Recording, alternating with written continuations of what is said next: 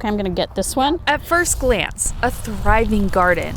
Dig a little deeper. I like shaking the dirt off. There's richness beyond the soil. I like that one. Molly Miley is harvesting for her health. It was springtime when I finished my treatment. Being a part of a garden was perfect timing. In treatment for breast cancer, chemotherapy stole her taste. The smell of food or the look of food just didn't sound good. Until she was introduced to the Ohio State University Comprehensive Cancer Center's Garden of Hope, where food is grown with healing in mind, each variety picked for its cancer-fighting properties and overall health benefits. So eating fruits and vegetables are super important for everybody, but especially for cancer survivors because they are so high in vitamins, minerals, fiber, phytochemicals.